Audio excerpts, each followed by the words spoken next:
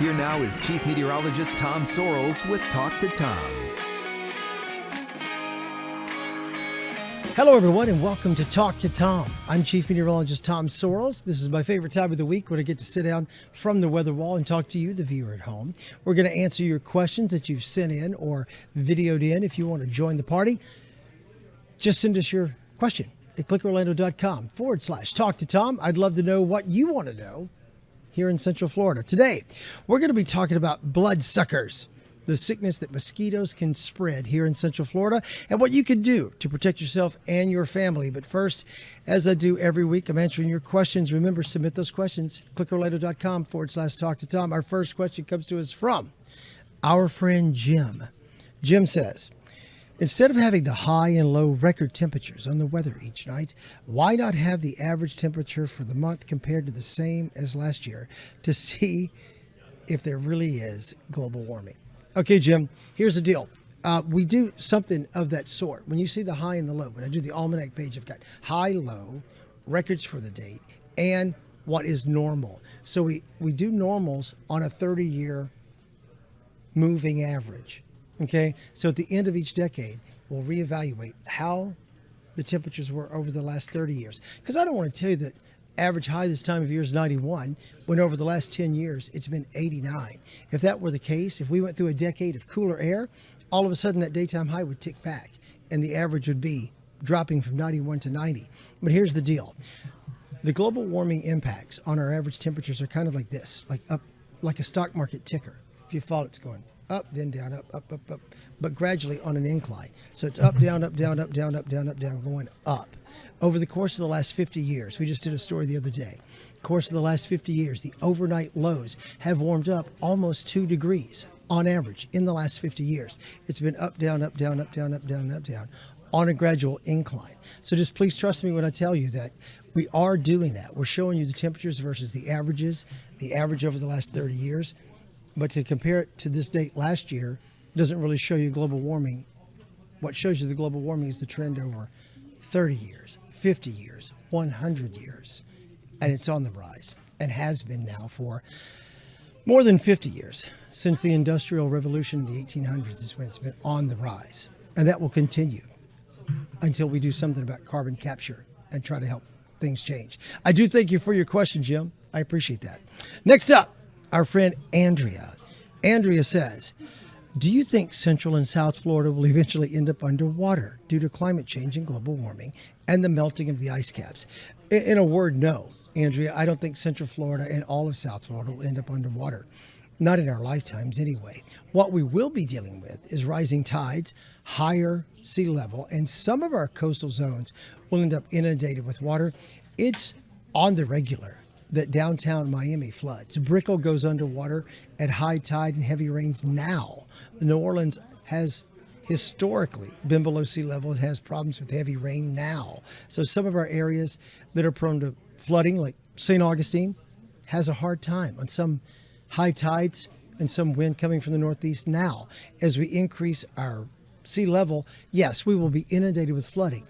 It's what we call compound flooding, not just an increase in sea level, but an increase in how much rain we get, and an increase in stronger storms. You compound all that together, add all that up, all of a sudden you will be inundated with water in spots. But if you're asking me, do I believe like DeLand is going to be underwater? No, heavens no. We're not going to be inundated in a biblical proportion, as though, we're going back to the flood of Noah. No, nothing like that. But we will have coastal zones that are inundated much worse. And there will be spots along our coast that do not do well with the rising sea level. That's what I believe.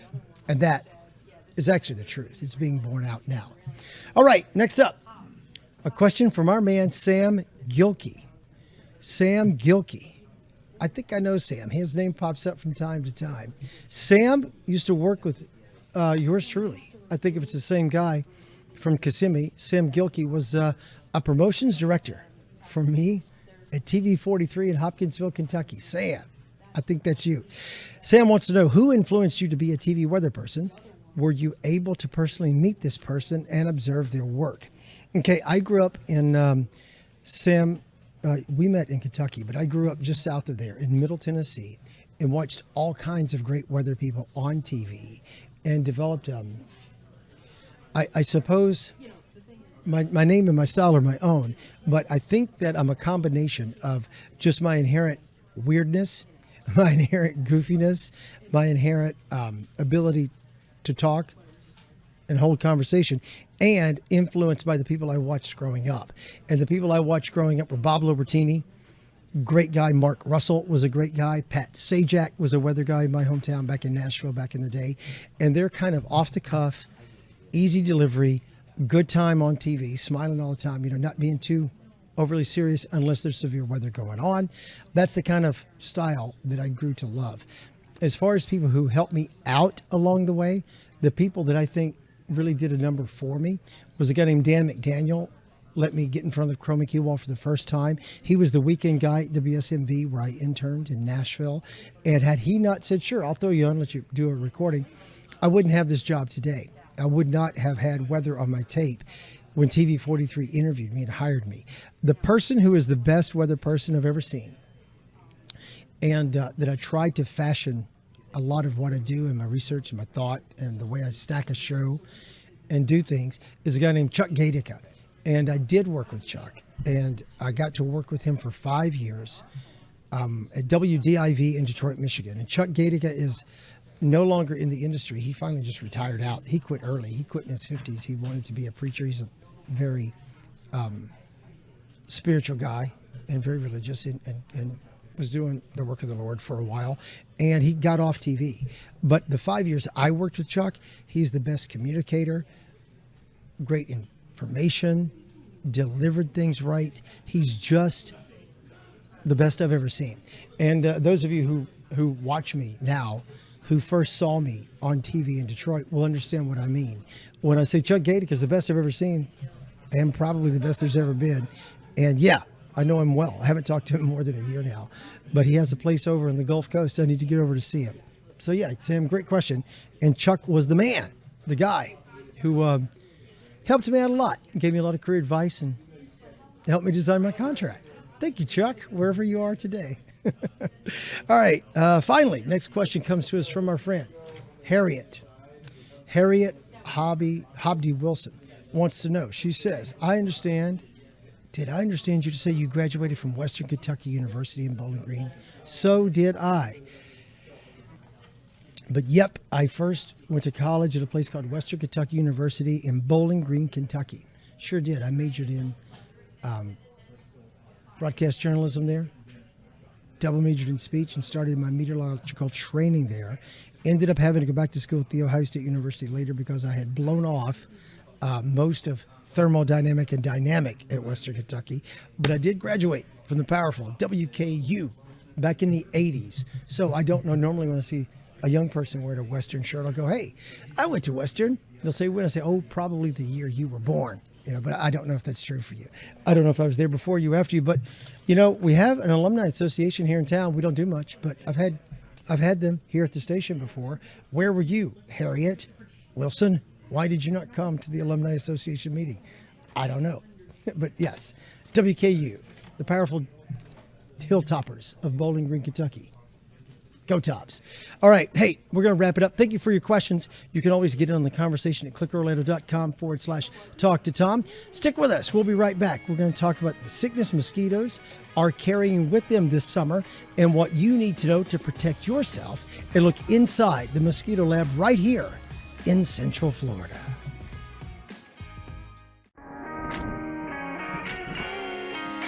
Hello, everyone, and welcome back to Talk to Tom. I'm Chief Meteorologist Tom Sorrells. Earlier in the show, we were able to answer some of your questions that you have sent in, mailed in, or emailed in, or called us up with. I can't thank you enough for your questions. If you'd like to submit some, always remember, clickorlando.com/talk to Tom. The health department has issued a mosquito-borne illness advisory after several cases of malaria have been diagnosed in Sarasota County. These are now the first local infections that we've had in the US of A in the last 2 decades. Our rainy, wet weather is just an invitation for more bugs especially mosquitoes, to set up shop, but you can help do your part to keep those mosquitoes and the bugs at bay.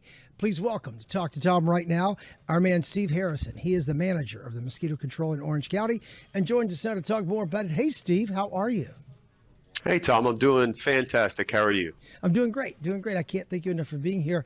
I was kind of taken off guard when they said, oh my gosh, there's malaria in Sarasota County. I'm like, malaria? Come on, that's something like polio. Something like went away. We've done away with malaria, I thought, but all of a sudden we have it in Sarasota County. How did that happen? How did it get transmitted? What happened there? Well, not probably. I'm sure it originally started by somebody who traveled overseas, traveled in another country where malaria is prevalent. They traveled back to Florida with the disease and then got bitten by a mosquito. And then subsequent to that mosquito then bit other people and transmitted malaria. So the advisory was actually issued for Sarasota because we had 4 cases of locally transmitted malaria that recently occurred. So there's 4 of them, not just 4? Yeah, there's 4, and I believe there's 1 in Manatee, so that makes a total of 5. Wow. And so the recent one was 4, and that was issued for Sarasota. So Sarasota is currently under a mosquito-borne illness alert, whereas the entire state of Florida, they placed this under a mosquito-borne illness advisory for malaria. And primarily what this advisory would be for us would primarily be for healthcare professionals and clinicians to keep an eye out for patients that may come and display symptoms of malaria, because prior to now, a doctor may kind of disregard those symptoms as something else if that person didn't travel overseas. But now, since we have locally acquired malaria, we know that the pathogen is here. We know people have been contracting it. And so therefore, they want to keep an eye out for it, because the incubation period is typically, it can be about a week to 14 days, and it can be up to 4 weeks. And not only that, but you can also have asymptomatic patients that could travel around Florida. They want to go to Disney, and they could be carrying malaria and not even show symptoms, but be capable of transmitting the disease. So that's why that's why the advisory was issued statewide. Okay, first of all, tell me, it's a headache or it's fever, sweats. How do you know you have malaria? What do you? Well, malaria. A lot of these diseases, malaria is a parasite. It's not a virus. Okay. It's a plasmodium. It's actually a protozoan. There are 5 different species of plasmodium that people get that causes malaria. And the symptoms initially start with, flu-like symptoms like most different diseases. But then they progress a little more severe, because malaria obviously can affect the red blood cells. So you can have blood in your urine, dark blood, because of those ruptured blood cells are being passed through your urinary tract. You can have abdominal pain because malaria obviously is affecting the liver. Some people exhibit cough symptoms. You can get jaundice, yellowing of the skin, yellowing of the eyes. So all of these can, be symptoms that are, indicative of malaria. There are 241 million cases of malaria per year worldwide. Fortunately, not in the U.S. We've been able to, keep it at bay for a while. And unfortunately, 77% of individuals who do get malaria are under 5 years old throughout the world. So it causes the most amount of, insect or arthropod-borne disease death in the world. That's crazy. Okay, so that brings me to the point here, Steve, is that if someone in Orange County all of a sudden has malaria or gets diagnosed with malaria, what do you do then? We would be notified by the health department about this person. They would let us know where the location where this person resides or spent a lot of time. And what we would do is we would heavily focus control efforts on that area to target that specific species of mosquito that transmits malaria. This species has a flight range of about a mile, and so what we do is we set up a radius around that individual's residence or where they visited, where they spent a lot of time, and we would, for the next couple weeks, we would just do routine sprays to try and knock down any mosquitoes. We'd also inspect some aquatic sites to see if there was any anopheline larvae, and then if we did find any, we would focus some larval control for that area as well. That's scary stuff. The word malaria really got my attention, but there are other mosquito-borne problems? Like we're talking, you guys have always battled West Nile. We've worried about that for a while. Eastern equine encephalitis. And what's the other one? How do you pronounce that? Chikungunya? Am I saying that correctly? Chikungunya. We've got dengue. There's a lot of mosquito-borne diseases. Huge, like 4 years ago. Yeah. Actually, today we just got a call about an hour ago of a resident. They originally thought it was Orange County, but it was Seminole County once we found the exact location. So for dengue Seminole County. For dengue, yeah, that's the most common one we've gotten for the last few years for travel related, because it's so prevalent in other parts of the world, and you have different serotypes. So it's just not one dengue virus; you have multiple dengue viruses, and so it's pretty common in the tropics and down in the Caribbean, South America, where dengue is just kind of a common thing they deal with day to day. Okay, so which one of those scares you the most? I mean, they all sound nasty, and you wouldn't want any of them. I wouldn't want any of them, but the one that honestly frightens me the most is the one that we're currently under mosquito-borne illness advisory for, which is Eastern equine encephalitis. Fortunately, we don't have a lot of cases in the U.S. every year, but within our surveillance program, we have detected an elevated presence of Eastern equine encephalitis virus. And so based on the recent spike, the health department has issued a mosquito-borne illness advisory for just Orange County for that virus. And fortunately, most people who get it, they may get flu-like symptoms and they just kind of get over it. Unfortunately, about 1 out of 23 who do contract it will develop clinical symptoms, which can lead to seizures and coma. And out of the clinical cases, it's about 30 to 45% mortality. And if you don't succumb to the virus at that stage, many people require lifelong care afterwards. Wow. That is okay. So what can we do as residents of Orange County or any of our counties within our viewing area? I think we've always heard, dump the water and make sure there's not standing water around. What are the steps? What do we have to do to keep the mosquitoes at bay? Well, primarily what you want to do is you want to avoid being outdoors during times when mosquitoes are most active, especially the dusk and dawn times. And if you do have to go out, always wear, long sleeves, long pants. Cover your skin with any kind of mosquito repellent that's been approved by the Environmental Protection Agency, something with an active ingredient like DEET or picaridin. But the first tip we always tell people is drain, and then the second is cover. So obviously, if you're going to go out, cover your skin, both with clothing and repellent, but also on your property, what can help you control mosquitoes is to drain any standing water. Anything on your property that can hold water, we're talking, potted plants, they have a lot of times they'll hold water. You guys will get, animal watering dishes, right, that'll hold water. Anything as small as a bottle cap? Just a water bottle cap. Wow. Yeah, absolutely. Anything that can hold water for 5 or more days has the ability to rear mosquitoes from eggs to adults. So you want to get all that off your property, discard any containers that may hold water, and just keep your property free of any standing water, and that will really help out. Okay, one of our producers came out to see you guys the other day and took a big tour and came back with all kinds of pictures and cool things that you do. Talk to us about how you use wildlife to battle the mosquito population. Absolutely. We have within our program, we utilize a small minnow called gambusia. It is a minnow that is native to the southeastern United States. And what we do is we will take this minnow and we will take it from one place. We do have tanks in the back where we kind of rear some.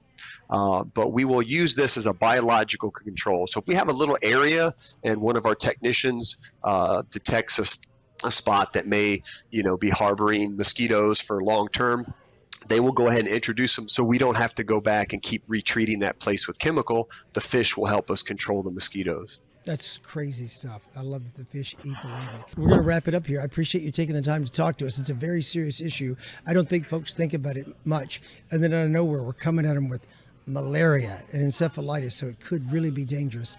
We need to take those steps to empty all the water and make sure we all have a safe summer. Steve Harrison, the mosquito control in Orange County. Thank you, man. I appreciate your time. Thank you, sir. Appreciate it, Tom. All righty. And thank you for watching Talk to Tom here on WKMG. We're on every Thursday afternoon between 5:30 and 6. And you can stream us worldwide anytime on News 6 Plus. I'll see you next week.